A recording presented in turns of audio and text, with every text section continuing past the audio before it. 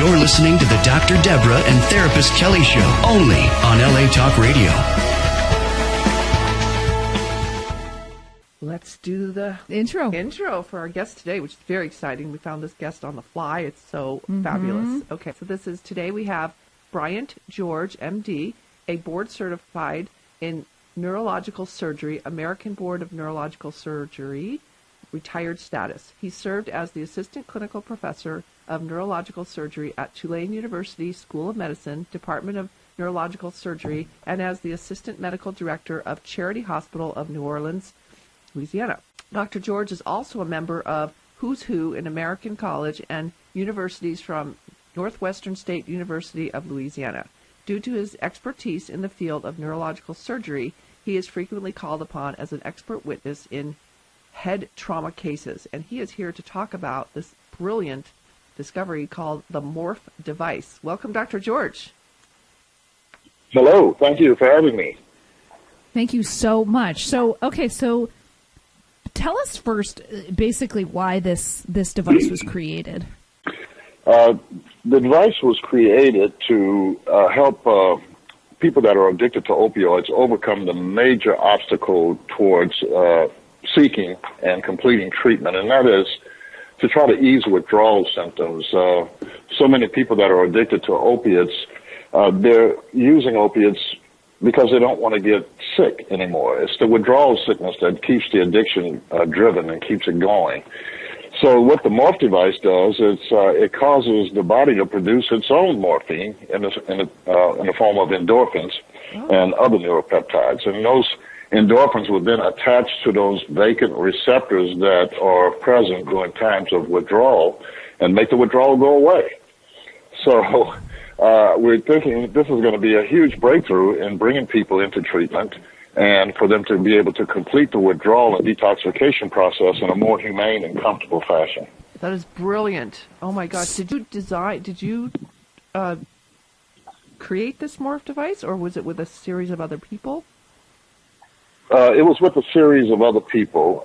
It originally had its roots in Austria and in Europe when people were exploring alternatives for the treatment of pain. And they began to explore the stimulation of the nerve supply in and around the ear. It is derived directly from cranial nerves, and so it's a direct conduit to the brain. And they noticed that this stimulation of the skin of the ear would cause the pain to subside. And so they went on to try to do experiments to try to determine exactly what was going on during that period of time. And they discovered that it was related to the release of endorphins. Wow. Okay, so does it just reduce the withdrawal symptoms? Does it take it away completely? Can you give us a little bit of, thoughts on that? Well, I mean, a lot of it takes a really good comprehension of what goes on in the brain during times of withdrawal. It all goes back to the centers deep in the brain that are involved in a dopamine reward system. I heard you talk at the beginning of the show about sexual freedom and allowing yourself to be free. Well, that dopamine reward system was put there by our creator to perpetuate the species. So the dopamine is a feel-good chemical, as you know, Dr. Debra, that is released as a reward for behavior that is appropriate. So when we eat, we get a dopamine release. When we have sex, we get a dopamine release. And these things perpetuate the species. And so I would assume that that's why our creator put it there. Well, what happens in opioid addiction is that area of the brain, that dopamine reward system, becomes hijacked by taking exogenous opiates. And that is what leads to, when those receptors in the dopamine reward system become vacant, then it stimulates another area of the brain that triggers a withdrawal response. Mm-hmm. Yeah, thank you for that withdrawal response can be very uncomfortable. It is in a deeper area of the brain called the locus coeruleus, and it's what we call the noradrenergic center, which releases norepinephrine or adrenaline.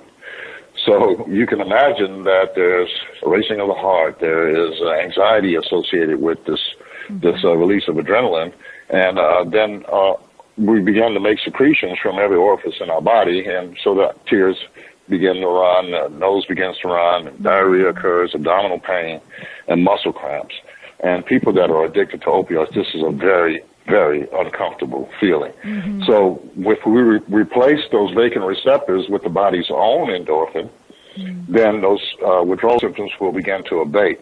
Now, it's been my experience that all of the uncomfortable symptoms associated with withdrawal go away.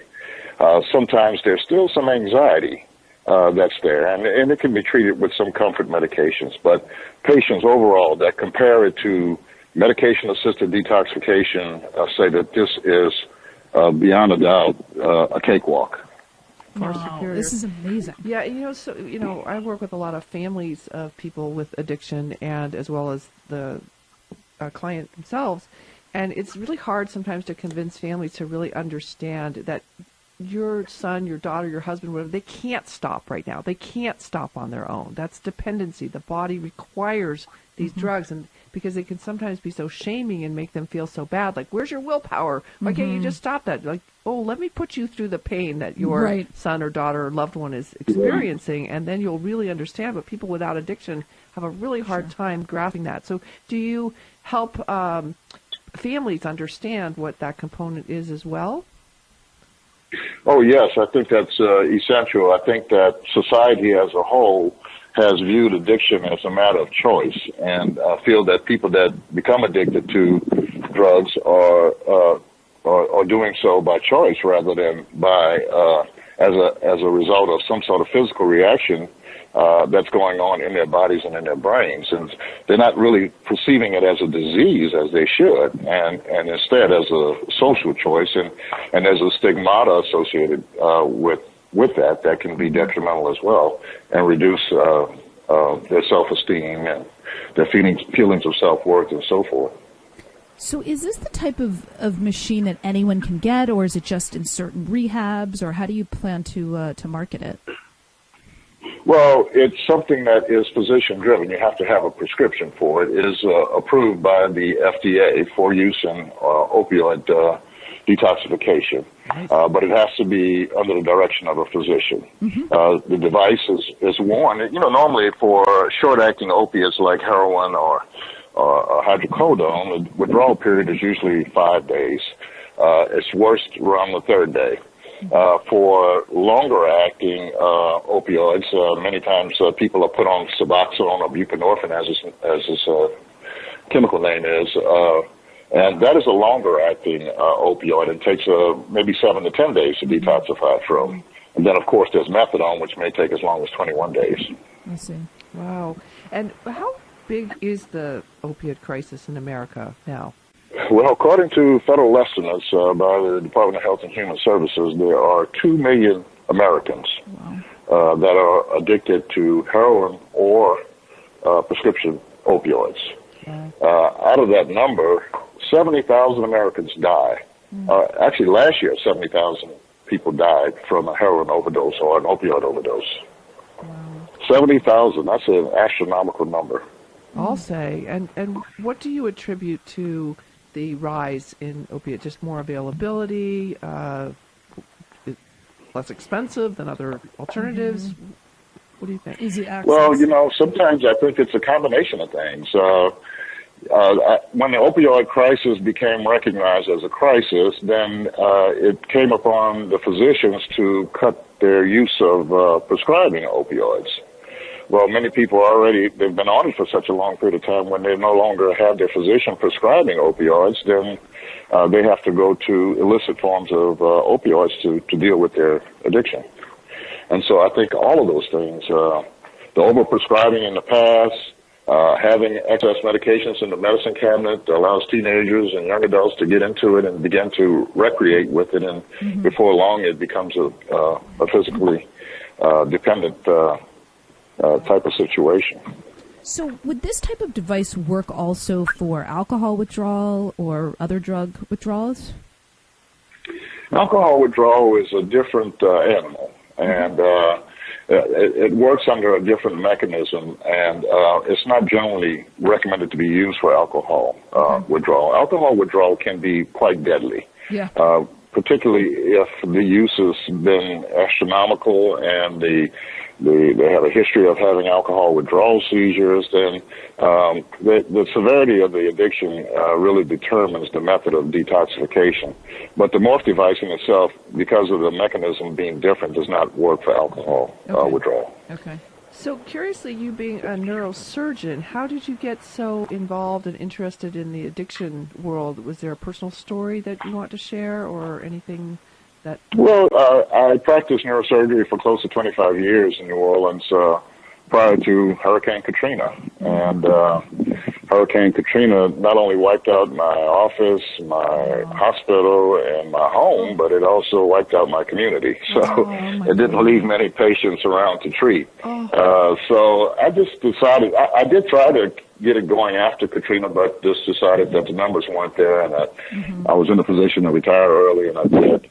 But I eventually got bored fishing and golfing, and decided to get involved again with once the opioid crisis presented itself. And I just started dabbling in it, and my services became more and more demanding. So I felt like it was a call to arms and a call to duty to get involved. That's amazing. Wow. How large is the device itself? Is it... The device itself is, I want to say, maybe a quarter of an inch wide and maybe 2 inches in length, and it attaches with a stick pad right behind the ear. Okay. Out of that device, then there are 4 wires actually. One is a ground, but the 3 wires actually produce electrical stimulation, and they are attached to different points on the ear, and they have a little pin that pierces the skin for better contact, and they are placed in proximity to where we pick up nerve signals with a little sensor. And they're secured down, and the device is programmed and activated. And I have literally experienced, when I saw this, I was just amazed. A patient going through withdrawal with, say, a COW score, which is a clinical opioid withdrawal scale in the mid-levels in the 15 range, where they're feeling sick, they're frowning, they have abdominal cramps, they are tearing, and they're just very uncomfortable and frowning. Within 10 minutes of applying the device, they're beginning to feel comfortable. And within 30 minutes of applying the device, they're beginning to smile and talk about how good they feel. So it's a pretty dramatic response. And I said, wow, this is a remarkable device, and it's something that's got to be put out there so that people will know that they can detox in a more humane and comfortable fashion. And that's what we're doing. It's amazing. It is brilliant. Yeah, it really is a miracle. It's like it's going to change the entire industry of treating addiction. Yeah. Well, I think what it does is it changes the perspective in helping people by manipulating receptors. Because after the Morph device in itself is not a cure for opioid addiction. This is just to help a patient get through the detoxification period. We still have to manipulate those receptors after they've become detoxified, and we do that by giving them what we call an antagonist, which blocks those opioid receptors and occupies them so that there's no craving. And it's worked very well. So after the patient is detoxified, they're given an injection of a medication called Vivitrol, or naltrexone extended release, and it blocks those receptors and stops them from craving. And even if they were to slip and, say, use an opioid, they would get no response because their receptors are blocked, so they would get no dopamine release. I see. So patients are put on that, and then they're put through cognitive behavioral therapy, which, as you know, is very essential to this process to try to help the rewiring of the process of being opioid-free. Wow, yeah, and I'll also pull a plug for DBT, which is dialectical behavioral therapy, which actually has some added components that combine CBT as well as mindfulness and learning excellent self-regulation skills, because all of it has to go hand in hand. I mean, historically, for all depression, anxiety, all those treatments, all the studies show that it's a combination of the psychotherapy plus the medicines and the holistic approach that really has the best outcome. Well, this electrical neuromodulation of the brain is becoming more and more prolific, and they're finding that transcranial stimulation even helps in some cases of depression that's refractory to some medications into behavioral counseling. So this is new technology, and I think we're going to see more and more of this as time goes on.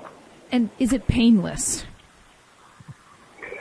Yes, it's pretty painless.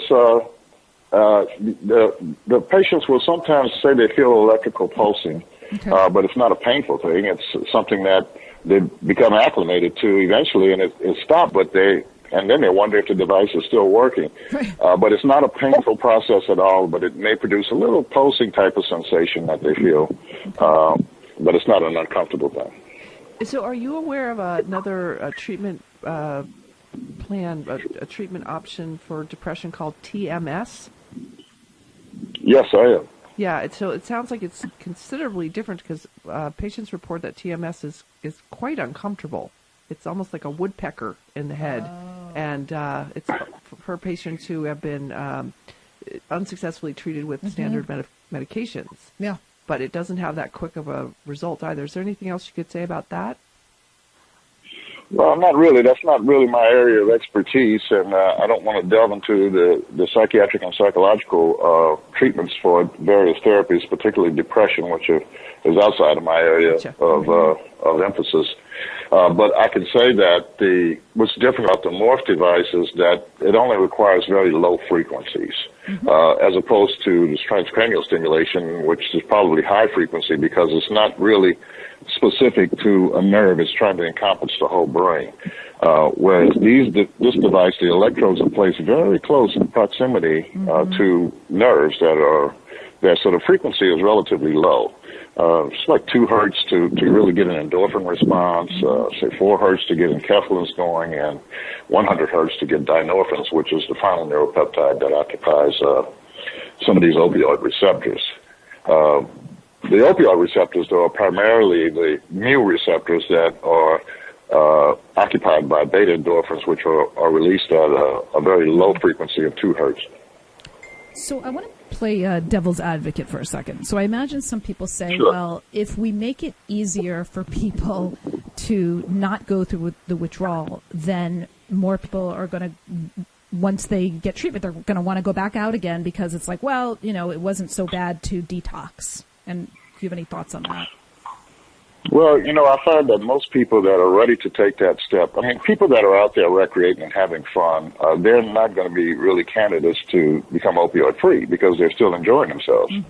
Eventually, people get worn out with that, and they are just using to avoid getting quote unquote dope sick. Yep. Right. And, they're sick and tired of it. That's the only thing that drives them to keep using. And they're driven. They're driven to be well and to be free of their opioid addiction. Those are the people that's going to respond to detoxifying with this. I'm very doubtful that someone is going to want to detox with a device and then go out and use again for purposes of just recreating.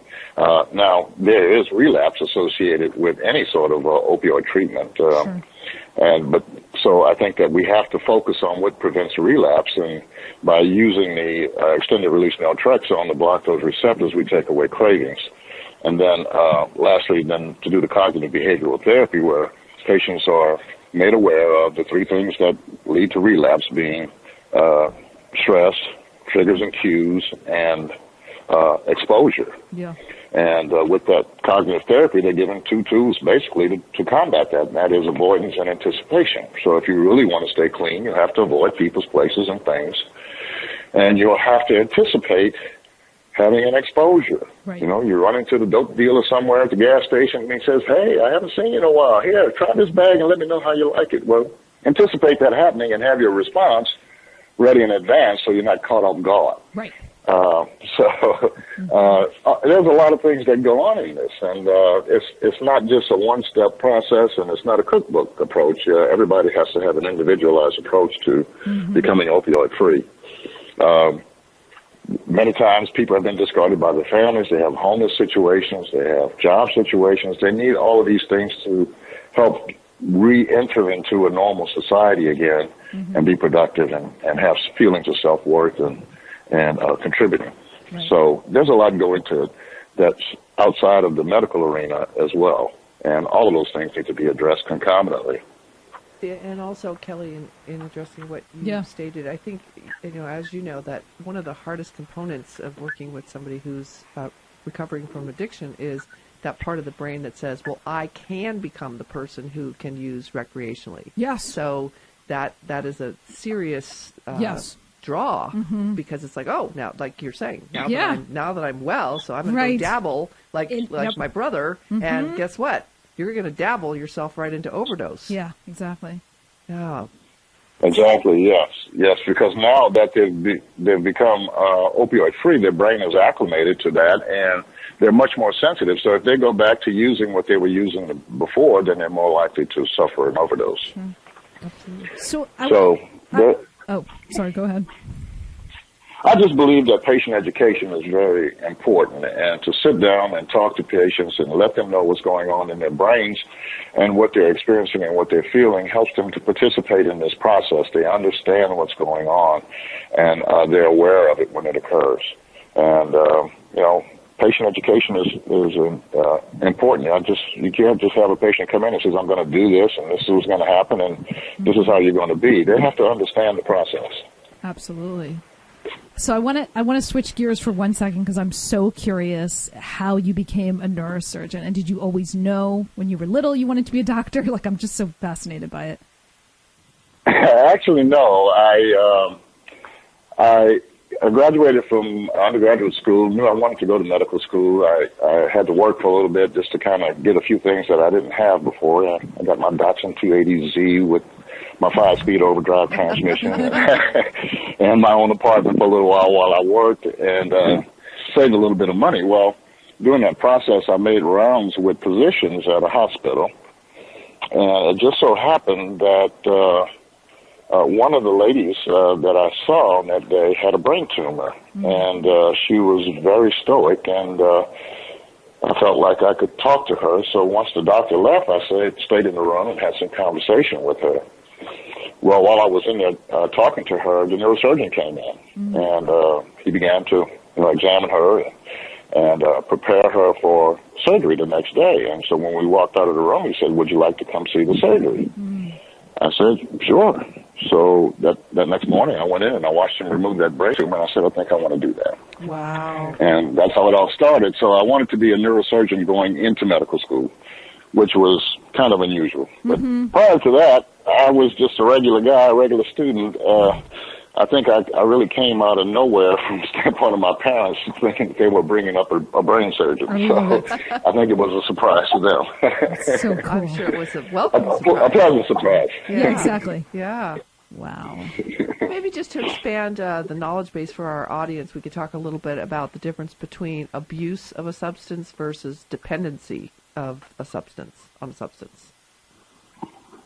Well, I think that the distinction lies in tolerance and the occurrence of withdrawal. You can abuse a substance and stop using it and may not have had enough frequency of use to really have any withdrawal symptoms.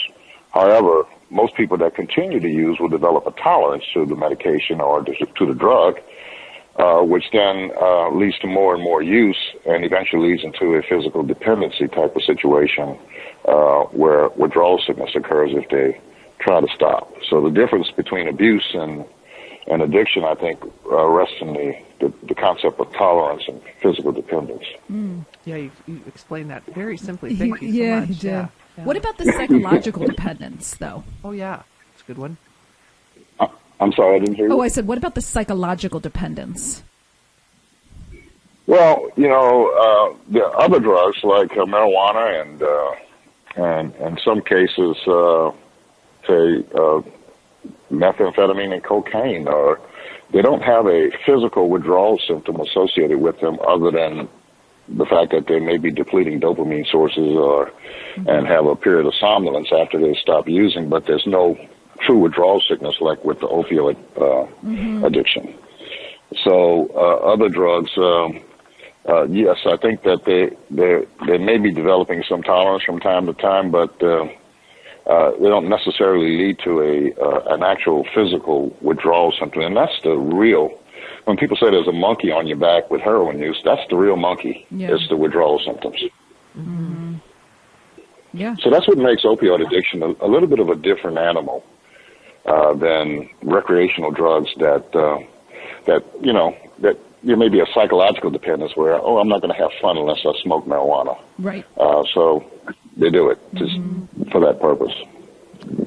Right, and also with opiate dependence, I mean, it's so tragic for so many people because they try to hide it. They're so embarrassed to say, especially if they, had an injury like a broken leg and they were prescribed and they continue to use, and maybe they start to use a little bit more. I know that's really tragic It's too, tragic. and that's because of society, and even with alcohol addiction, those things are diseases. They're not really a social stigmata as we've labeled them. And so as a result of that, people are ashamed and are reluctant to come out with the exposure that they are dependent. And that leads to less treatment. And I like to tell some of your listeners, too, that may be using heroin, that when they buy a little bag on the street of white powder, they have no idea what's in that. They think they're buying a little bag of heroin, but there's no telling what's in that. That's for And sure. I'm going to say a lot of it is probably not compatible with ingestion or injecting into your body. But that is I think that in the opioid addiction arena, that people become disconnected from their prefrontal lobes where our biological intelligence is located, and they don't care about consequences.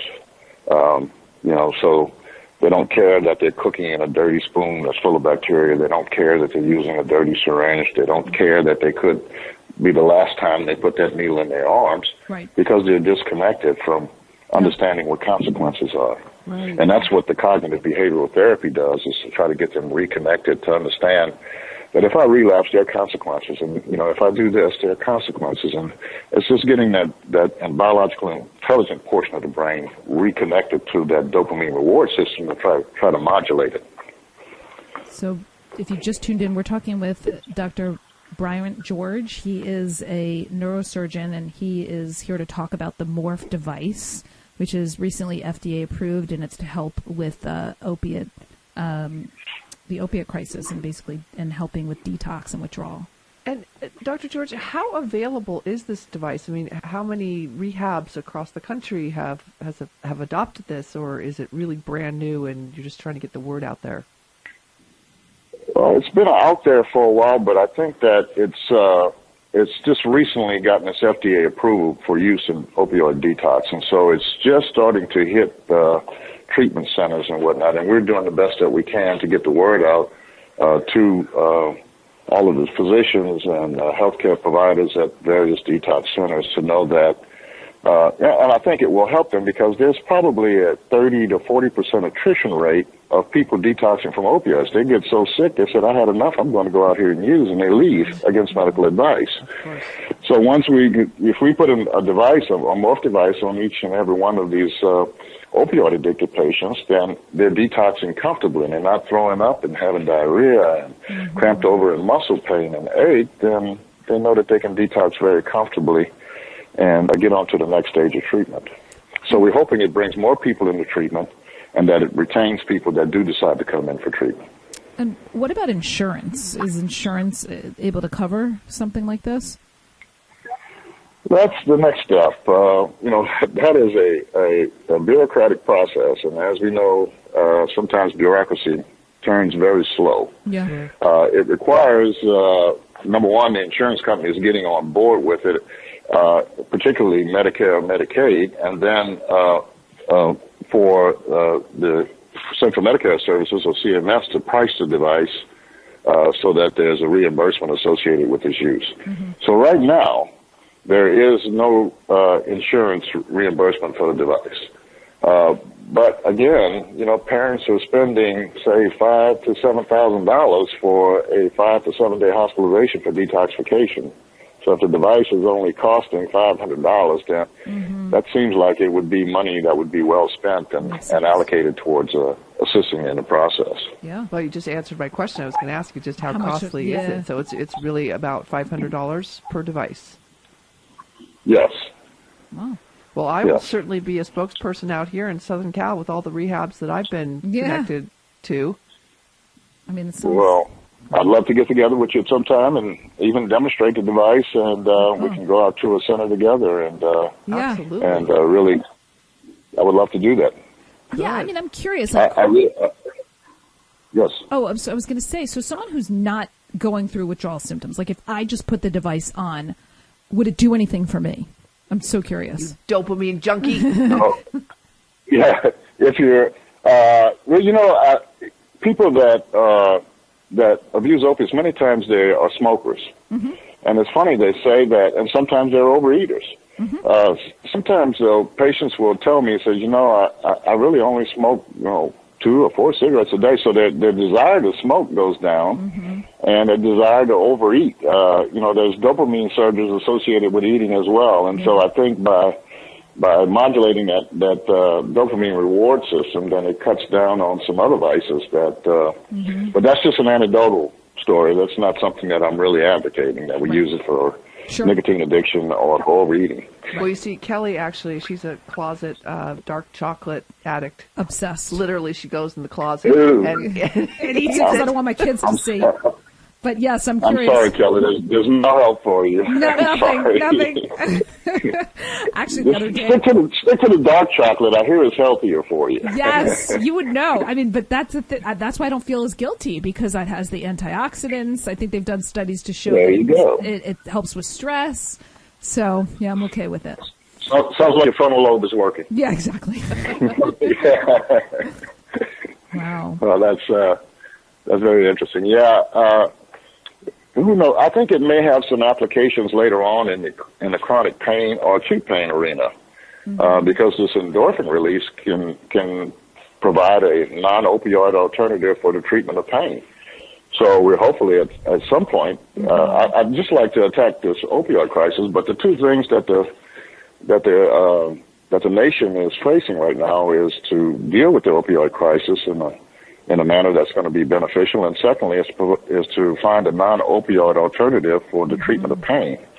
And so I think as time goes on and there may be more developments in the device, that it may be something that will be useful for treatment of pain that's use your own endorphins rather than some exogenous opiates. I could see this being very relevant to maybe the treatment of fibromyalgia, mm-hmm. arthritis, autoimmune disorders, things like that. It was very interesting you say that, because I do have a hypothesis on that, and I don't want to, go into too much, esoteric detail about it. But, fibromyalgia, I tell patients about pain is that when you have pain, it's usually because you've had tissue damage. This is from a noxious stimulus, and that tissue damage causes the release of some chemicals like substance P and bradykinin and leukotrienes that stimulate nerve endings that cause the perception of pain up to the brain. Well, if you don't have a noxious stimulus going on, then you shouldn't be having pain. And in fibromyalgia, we don't have a noxious stimulus going on, but patients are certainly having pain.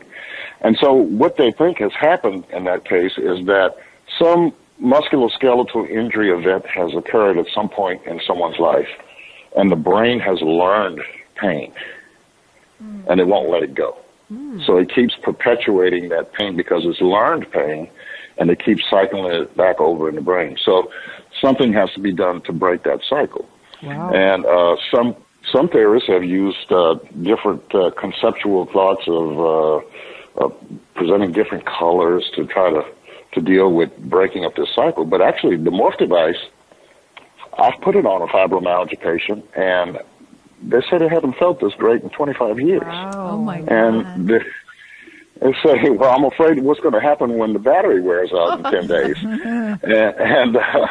So my approach is going to be, it's been shown that if you use the device multiple times, so maybe 5 devices in an 18-month period of time, that you could break that cycle of pain perception, that learned pain up in the brain, and hopefully significantly reduce someone's fibromyalgic pain to the point that it's more tolerable and they have a more functional life. So what I'd like to do at some point is to put the device on. I can program this particular device to go on and off at different frequencies. So maybe 3 hours on, 1 hour off, and so forth.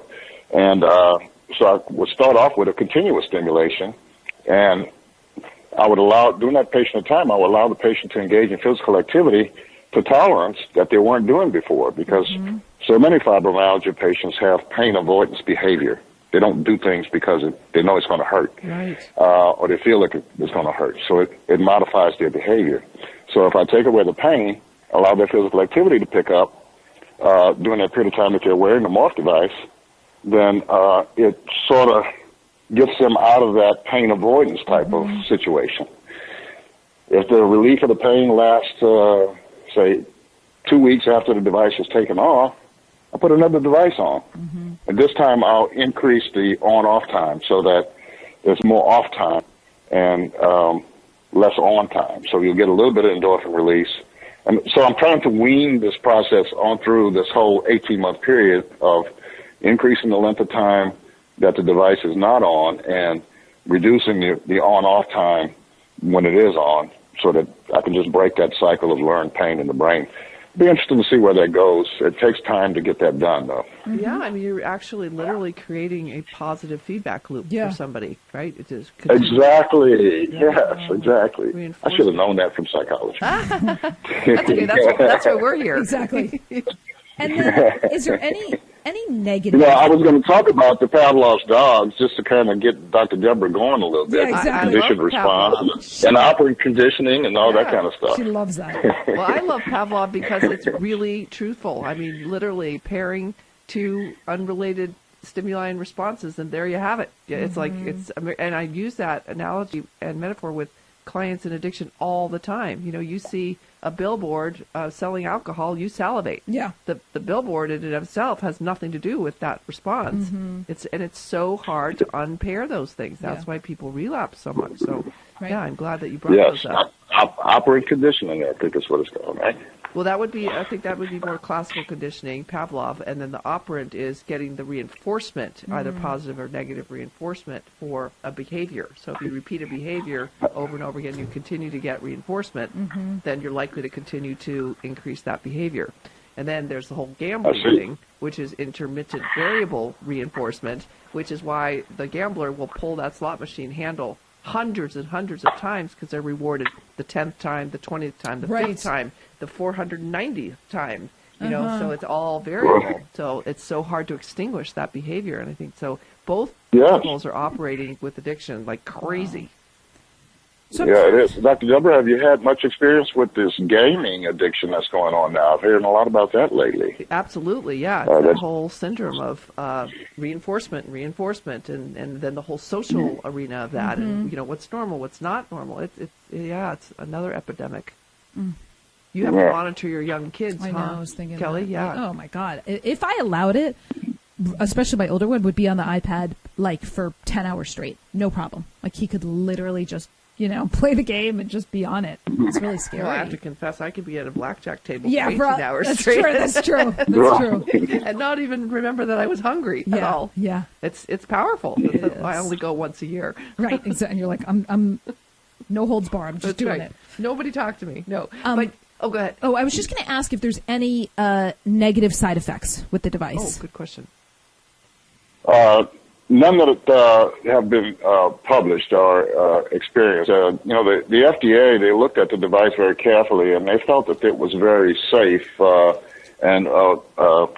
main area of concern is public safety, and they felt like the device was safe without any side effects. Now, the only contraindications for the device is if there's psoriasis or skin condition around the ear. Okay. If the patient has a bleeding diathesis, or if they're on blood thinners or something of that nature, because there's a little pin that is attached to the electrode. Or lastly, if they have another electrical stimulating device in their bodies, like a pacemaker or a spinal cord stimulator or something of that nature. Yeah. Okay. Those are the three contraindications. But no side effects. That's great. And to tell you the truth, I've never really had it not work, and that's what's been so amazing. That's just brilliant. Amazing. So taking you back a little bit, because you mentioned a battery, and somebody concerned about the battery running out. Once the battery runs out, you have to get a new device? Well, usually the battery doesn't run out until the detox is completed. So if you're on a short-acting opiate and the detox period is 5 days, Well, if the battery life on the Morph device is 10 days, then we're covered. So usually the patients have detoxified to the point that their urine screens are negative even before the device is ready to be taken off. Some, they want to keep the device because sometimes, they may have started on opioids for pain relief and they're feeling so good with the device on that they want to keep it on for the entire length of the battery life. So if it's a short-acting opioid like heroin or hydrocodone or oxycodone, then 5 days is enough, and the device lasts for 10. If it's buprenorphine or Suboxone, it will cover those as well because that withdrawal period is usually 7 to 10 days, and it's right up to the life of the battery of the device. Okay, but it's essentially a non-charge, rechargeable battery. So when you were talking about like for fibromyalgia or something where you're doing it, over and over again, that would be new devices each time. Well, there's a little bit of skin penetration from the electrodes, and that could lead to some chronic irritation, some risk of infection. So we wouldn't want it to stay in continuously over an 18-month period. So we would take it off after. Now, we have a prototype that's lasting for 15 days right now, but we haven't put it out in production just yet. And we're going to use that one more in a pain arena. But over 15 days, I think we may run the risk of having some cellulitis or some infection with the pin penetration in the ear, which is a little tiny pin, but still pierces the skin. So I wouldn't want it to stay on for too long a period of time for that reason. Gotcha. Well, you have been so fantastic. We've been talking with Dr. Bryant George, and he is a neurosurgeon talking today about the Morph device, which helps opiate addiction withdrawal and detox and things like that. Brilliant, brilliant man, and such a great interviewee. Thank you so much. Is there anything that we missed very quickly for our audience other than we'll give out the website in a moment? Well, no, I just want to put the word out that there is new technology out there to make detoxification off of opioids a much more humane and comfortable response, and I'm hoping that this will bring a lot of people into treatment now that were reluctant to do so because they were afraid of detox and they have so much anxiety. Remember, Dr. Debra and therapist Kelli, that we talked about this conditioned response.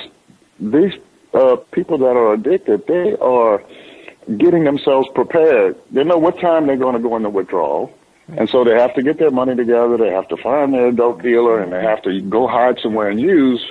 And it's a conditioned response that they're doing over and over and over again. And it's no longer necessary. And the only reason they're doing it is because they don't want to get dope sick. Right. And the device will stop you from getting dope sick during the period of time that you're detoxifying. And I'm hoping that it brings people into treatment. That is beautiful. Yes, thank you so much. And people can find out more about this on www.themorphdevice.com. That's morphdevice.com. Oh my God, this is like it's a fascinating. I know. This is just going to change. It really is. It's going to change. Life-changing. It is. Yeah, for so many people. Thank you so much for sharing your wisdom and all of your good work. Thank you for having me on the show. It's been a really pleasure, experience to talk to you guys and to share some of my experiences with you. And I'm hopeful that we can make a difference in this opioid crisis in America. Yeah. Us too. Thank you again. Okay.